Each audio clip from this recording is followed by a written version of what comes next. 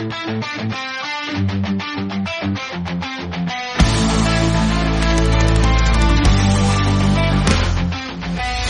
march through fire on this land, our hearts and souls in tight command. With every step we make a stand, together we rise, it's grand. The mountains echo up or cry, beneath the storm we touch the sky. No fear, no tear will see us shine, for we are fierce, we fly. Glory, glory, it's our time. Hear the bells and hear them chime. Together we will climb. Glory, glory, it's our prime.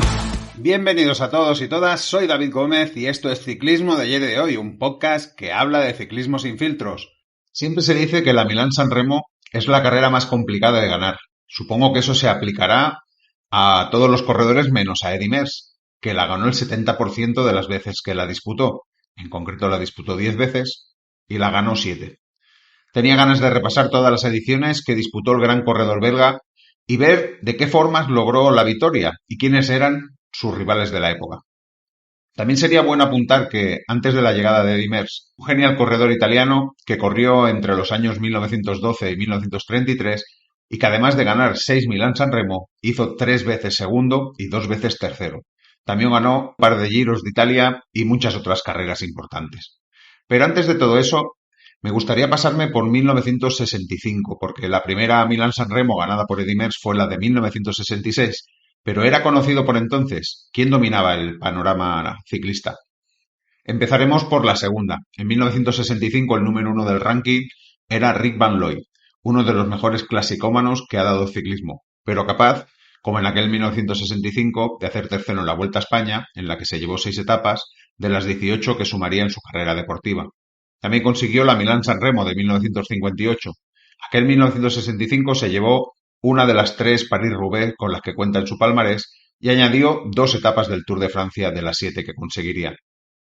El número 2 del ranking era Felipe Gimondi, que se hizo con su único Tour de Francia en ese año 1965, además de 3 etapas. Quedó tercero en el Giro de Italia y ganaría la Milán-San Remo de 1974, como más tarde comentaré.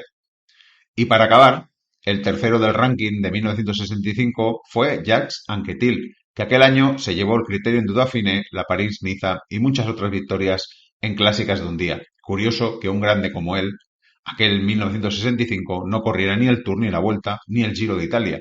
Y eso que en 1964 había ganado Tour y Giro. Impensable a día de hoy, ¿verdad? ¿Y Eddy Merckx?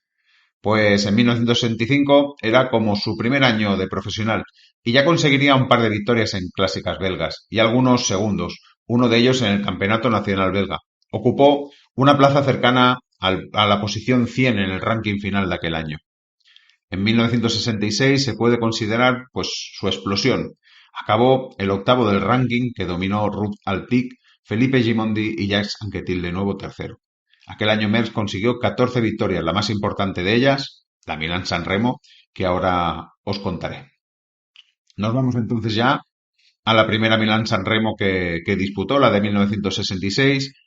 Un chiquillo de 20 años corriendo por primera vez un monumento, lo normal es ir a conocer la carrera, pero Merckx es todo menos normal. Así que aguantar con los mejores en el podio y machacarlos con un sprint que hace desde Parla, como se suele decir, fue una de las opciones que escogió el belga. La Milán-San Remo de 1966 marcó el inicio de la leyenda de Eddy Merckx en la clásica de primavera. Pues con solo, como decía, 20 años, el belga debutaba en la carrera con el maillot del equipo Peugeot BP Michelin y sorprendió al mundo con una victoria que fue el preludio de un dominio absoluto en el ciclismo. La edición de ese año estuvo marcada por un recorrido muy tradicional de 288 kilómetros, con la habitual combinación de desgaste y ataques en los últimos kilómetros. El pelotón avanzó con unas condiciones climatológicas frías y húmedas, lo que endureció aún más la prueba. Merckx todavía considerado una promesa, corrió con inteligencia y se mantuvo siempre bien posicionado en el grupo principal. La carrera contó con 190 participantes y tras superar el paso del Turchino, un grupo de 17 corredores logró escaparse, pero fueron neutralizados por el pelotón justo antes de llegar al podio.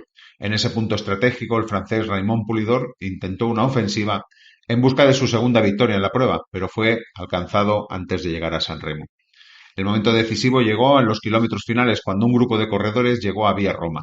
Con la aceleración imparable, Merckx lanzó un sprint desde muy lejos y superó a sus rivales, entre ellos Adriano Durante y Michele Danzelli. Su triunfo fue una demostración de potencial y madurez, inesperado para la edad que tenía, y lo convirtió en el ganador más joven de la historia de la Milán-San Remo. Sin embargo, lo que sorprendió no fue solo el resultado, sino la manera en que lo logró, con una superioridad que pronto se convertiría en un sello característico del corredor. We march through fire on this land, our hearts and souls in tight command.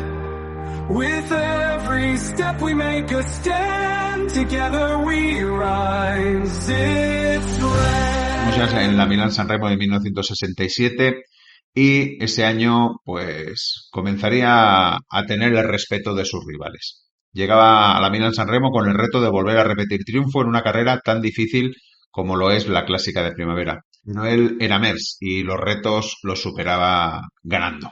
La carrera se disputó el 19 de marzo y cubrió 288 kilómetros entre Milán y San Remo.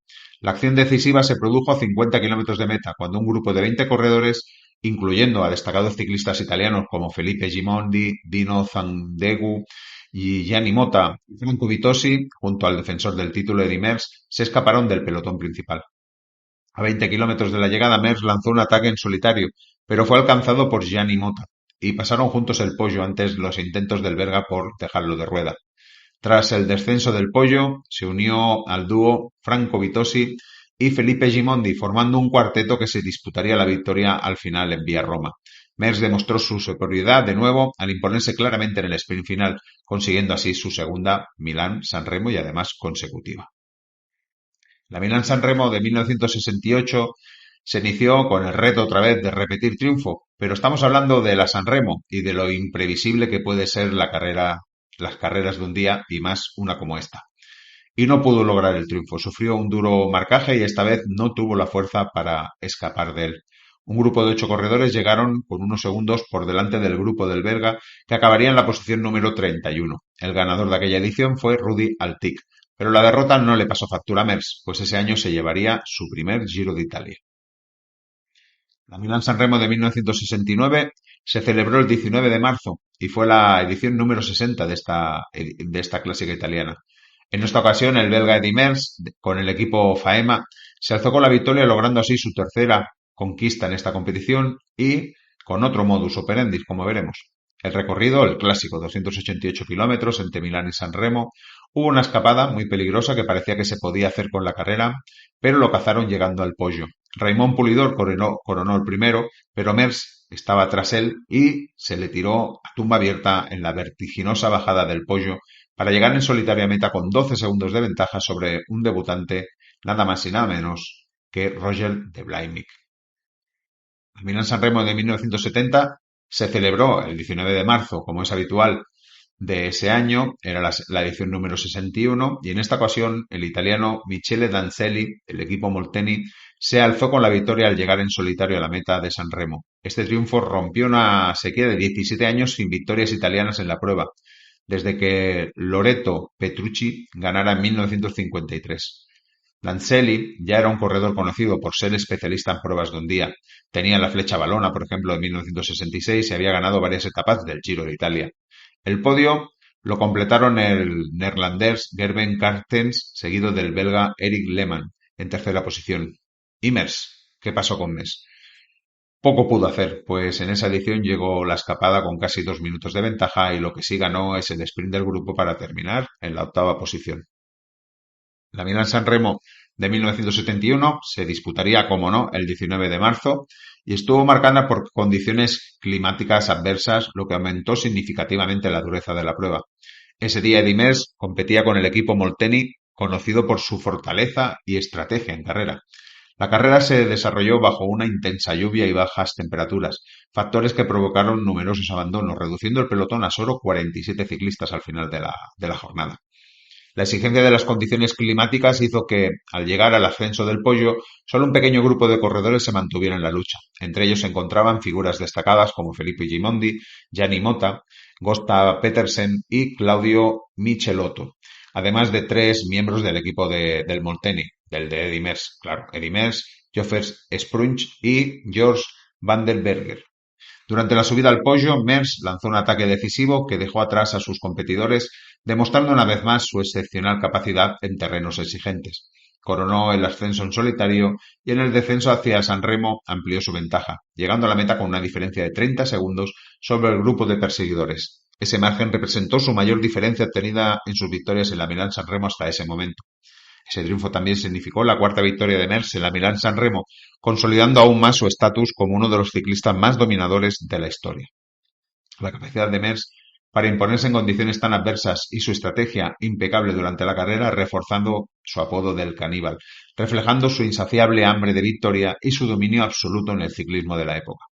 Tras la ceremonia de premiación, Eddy Merckx partió inmediatamente hacia Bélgica para rendir homenaje a su compatriota y amigo Jean-Pierre Montserrat, campeón del mundo de la UCI en aquel momento, quien había fallecido unos días antes durante una carrera de preparación para la Milán-San Remo. Dejadme que os recuerde que podéis apoyar al proyecto de ciclismo de ayer y de hoy de una forma más comprometida desde iVoox, dándole al banner en azul que encontraréis en la portada de nuestro podcast y que dice apoyar. Hacéis clic y allí decidís qué cantidad queréis aportar cada mes para apoyar el proyecto. A cambio, tendréis acceso a todos los episodios exclusivos para fans históricos, que son muchos, y este año podéis escuchar en exclusiva la mayoría de las previas de las carreras más importantes. Y como novedad, ese apoyo tiene un premio para vosotros, y es una suscripción de pago gratuita a Substack, donde podéis tener más contenido relacionado con el ciclismo en forma de artículos. Mientras estéis apoyando en iVoox, os ahorraréis 5 euros al mes en Substack. Y podréis leer de forma completa todos los artículos. Solo lo tendréis que pedir enviándome un correo a ciclismodeayerydehoy@gmail.com o por privado en nuestro Telegram. Desde ya, os damos las gracias por vuestra confianza.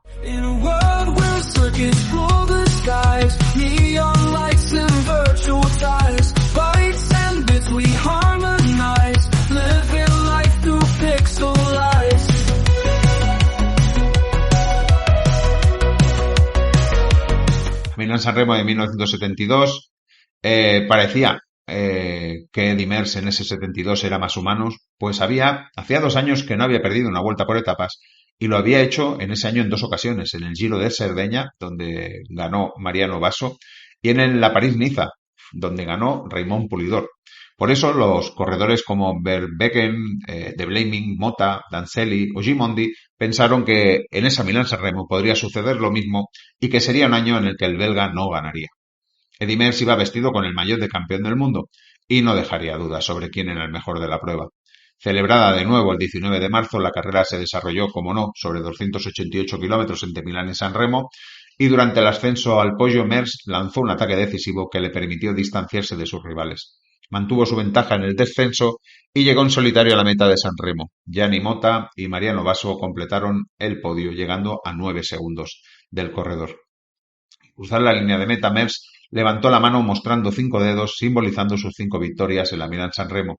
Este gesto reflejaba su dominio en la clásica italiana y lo acercaba un poquito más al récord de 6 victorias que, como os he comentado, hasta entonces tenía constante Girandengo.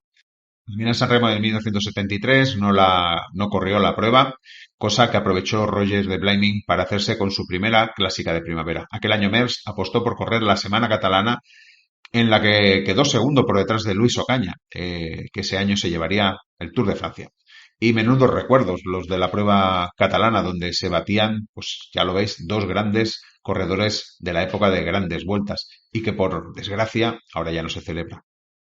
La Milán-San Remo de 1974 tampoco la disputaría Eddy Merckx y eso lo aprovechó Felipe Gimondi para por fin hacerse con la carrera. Además ganó de forma aplastante, pues sacó 1.53 a Eric Lehmann, ganador de 3 rondas, y 1.57 sobre Roger De Blaming.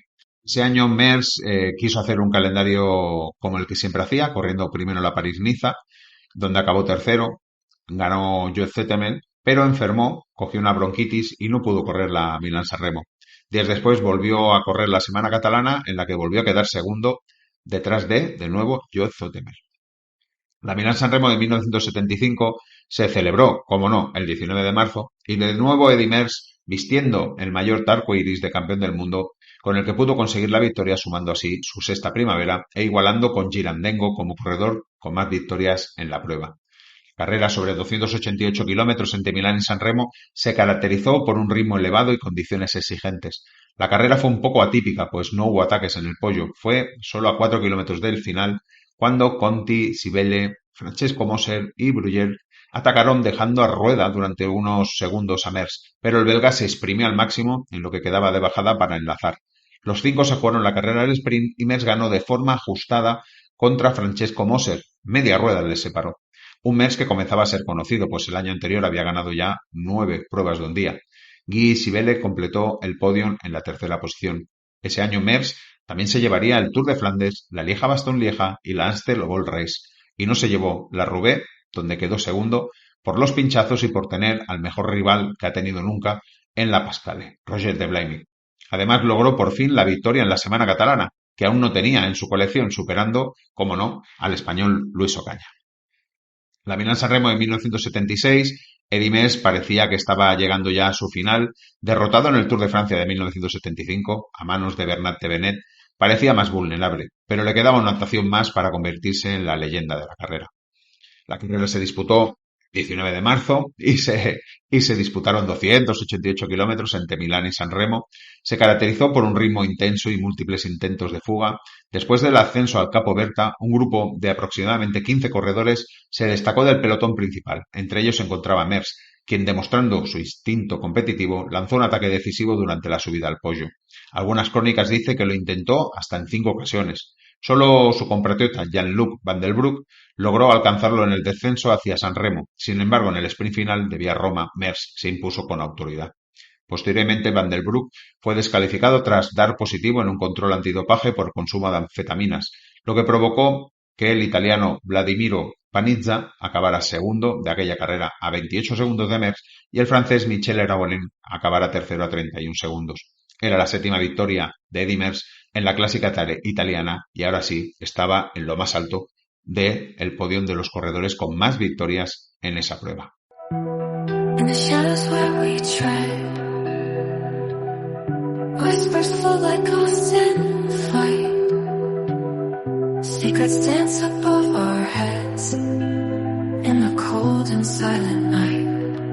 La Milán-San Remo de 1977 fue la última Milán-San Remo que disputó Eddy Merckx y ganó en ella otro monstruo, Jans Ras, por delante de Roger de Blamey. Merckx acabó en la posición número 96 en el grupo sin entrar en la batalla del sprint. Y aunque seguramente ya le rondaba por la cabeza colgar la bicicleta, aquel año acabó el 8º del ranking mundial, dominado por un tal Freddy Martens, que aquel año se llevó la Vuelta a España y 13 de las 19 etapas que tenía aquella vuelta, también a lo caníbal.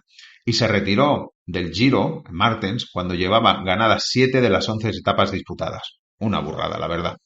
En 1977 Eddy Merckx hizo sexto en el Tour de Francia, de nuevo dominado por Bernat Thévenet.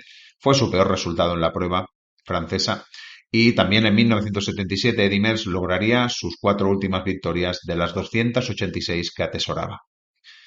Aquí, para cerrar, diríamos que Gianni Motta, Franco Vitosi, Marino Basso, Rick van der Linder, Battle Grodeford, Franz Verbraeken, Patrice Sercu o Eric Lehmann son nombres que probablemente figurarían en el palmarés de la San Remo de no haber existido Merckx o de no haber nacido en esa época.